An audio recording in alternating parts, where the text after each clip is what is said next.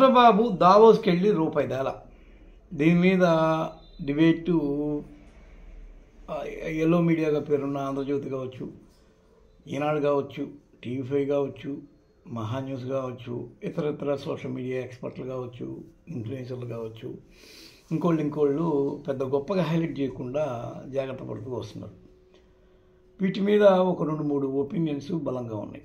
ఒకటి ఏంటంటే, గతంలో ఆయన దావోస్కి వెళ్ళి ఏదన్నా చక్రం తిప్పితే దాని స్టోరీ వేరు. హైదరాబాద్లో ఉన్నప్పుడు చక్రం తిప్పినప్పుడు, అక్కడి నుంచి ఏదైనా ఆకర్షించినప్పుడు, హైదరాబాద్ బ్యాక్గ్రౌండ్ని బట్టి ఈరోజు రేవంత్ రెడ్డి వెళ్ళాడు, 1,79,000 కోట్లు తీసుకొచ్చాడు, 49,500 ఉద్యోగాలు వస్తాయని అన్నారు. అదే మీకు చంద్రబాబు ప్రజెంట్ దావోస్ వెళ్ళి చిల్లిఖాని తేలకపోయాడు. అంటే ఇక్కడ చూపించుకోవడానికి హైదరాబాద్ లాంటి బేభత్సం 3వ సిటీతో పాటు 4వ సిటీ కూడా విస్తరిస్తుందన్న ఒక ఆలోచన, ఇక్కడ చెప్పుకోవడానికి చాలా ఐకానిక్ కట్టడాలు కావచ్చు, లేకపోతే వ్యవస్థలు కావచ్చు, లేకపోతే ఇంకా ఇతరత్ర.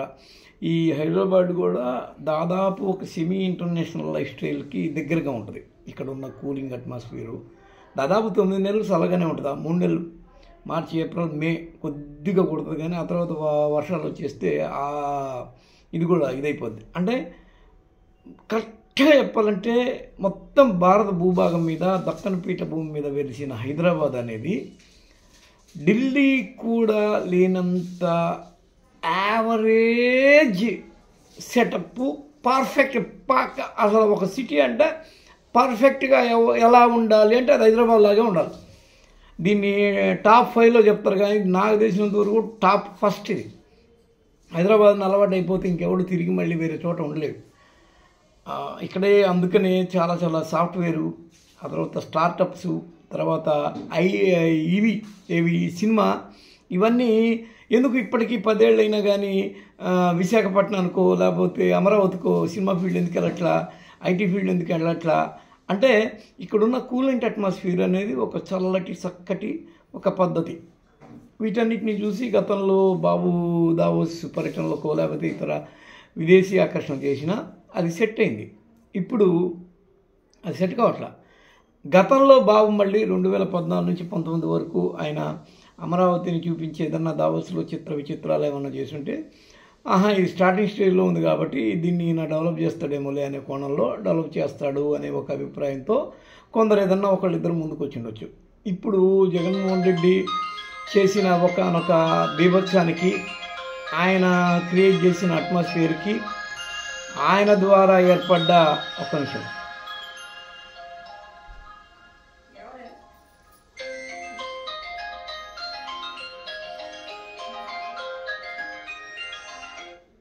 ఆయన ద్వారా ఏర్పడ్డ ఒక విపత్తు కారణంగా ఏం జరిగిందంటే, అమరావతికి ఉన్న ఒక బ్రాండ్ వాల్యూ పోయింది, అది మధ్యలో ఆగిపోయింది.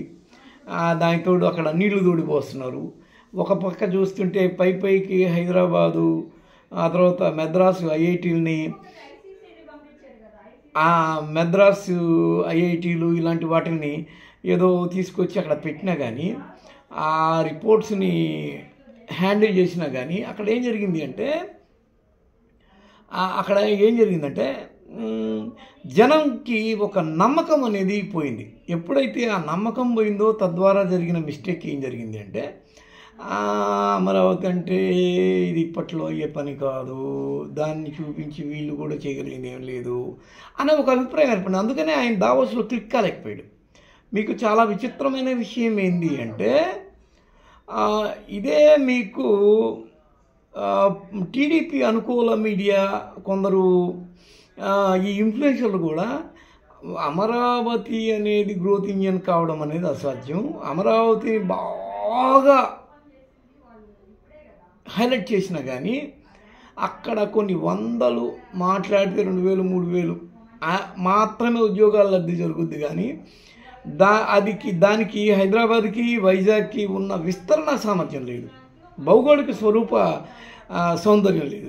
మీరు హైదరాబాద్ను చూస్తే ఈ నలుచిరుగులా కనిపిస్తుంది, విశాఖ చూస్తే ఆ కొండలు సముద్రము అన్నీ మిక్స్ అయిన ఒక అట్మాస్ఫియర్ అనేది ఒక బీభత్సంగా మనిషి కన్నా మించింది అనిపిస్తుంది. కానీ అమరావతి అనేది లోతులు, గుంతలు, మిత్తలు, భూమి యొక్క స్వభావం అనేది సరిగా ఉండదు. దీంతో ఏంటంటే అమరావతి ఒక రాజధానిగా అనేది మొండితనానికి ఏర్పాటు చేసుకోవాల్సింది తప్ప అది నిజంగా అయితే రాజధాని హోదా కలిగింది కాదు. అయితే ఇప్పుడంతా ఎవరి మీద ఆధారపడి ఉన్నారు ఏంటి అంటే కేవలం బాబు యొక్క మ్యాజిక్ మీద మాత్రమే ఆధారపడినాడు. బాబు ఇప్పుడు కొత్తగా ఉన్నాడు, అమరావతిలో ఒక గ్లోబల్ లీడర్షిప్ తీసుకొస్తాను అన్నాడు. డ్రోన్ క్యాపిటల్గా అమరావతి మారుస్తూ ఉన్నాడు. ఇకపోతే ఏఐకి మేము యూనివర్సిటీ పెడుతున్నాం, బిల్గేట్స్, మిలిందా బిల్గేట్స్ మీరందరూ రండి అన్నాడు. వీటన్నిటినీ బాబు యొక్క బుర్ర, బాబు అంటే A for Amaravati, B for Babu, Babu is equal to మళ్ళీ బిజినెస్.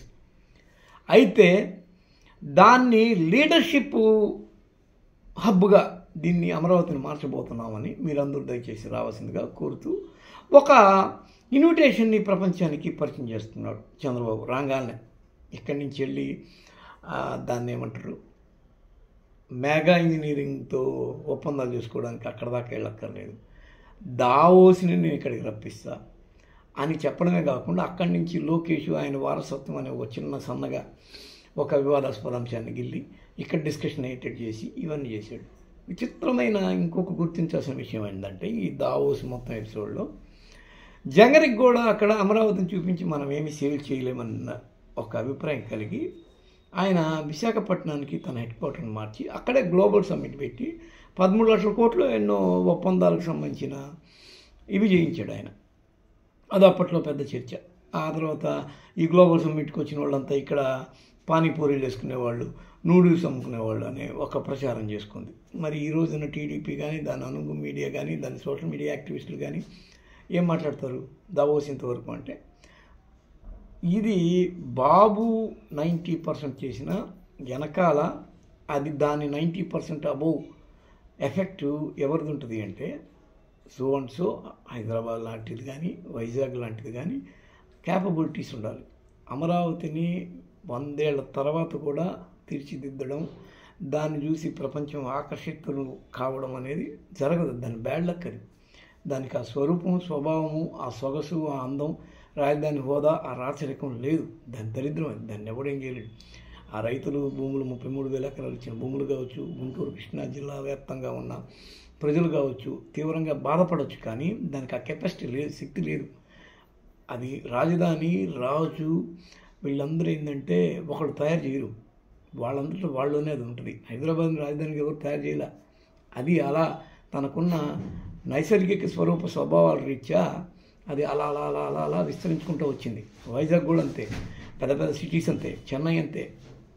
ఆ విస్తరణ సామర్థ్యం, కాంక్ష అనేవి చాలా చాలా పర్సనల్గా ఉండాల్సిందే ఆయా సిటీస్కి.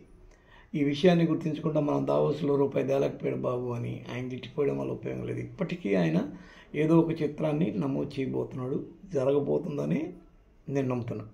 ఎందుకంటే బాబులోనే ఆ బిజినెస్ బుర్ర ఉంది, ఆ మైండ్ ఉంది. ఆయన తాను ఎలా ఎదిగాడు, రాష్ట్రాన్ని కూడా ఆ విధంగా ఎలాగా ఎదిగించేలా చేశాడో గతంలో, ఇప్పుడు అలాగే చేయబోతున్నాడు. అది జరుగుద్ది, ఆయన మీద మాత్రమే ఆధారపడుతుంది. కానీ ఒక సెంటిమెంట్ ప్రకారం ఆయన అమరావతిని కేంద్రంగా చేసుకొని ఇవన్నీ రీళ్లు చుట్టడం కన్నా వైజాగ్ కేంద్రంగా చేసుకొని ఆ ఋషికొండ వ్యాలీలో కూర్చొని శుభ్రంగా ఆఫీస్ తెచ్చుకొని కూర్చొని ఇది నా రాజ్యం అని చెప్పి నువ్వు ప్రపంచం ముందుకు వెళ్ళావంటే నీకు మంచి మార్కులు, మంచి ఇవి పడతాయి, 4 ప్రాజెక్టులు పడతాయి అనేది చాలామంది ప్రొఫెసర్లు అంటే నేను విని నేను మీతో అంటున్నాను.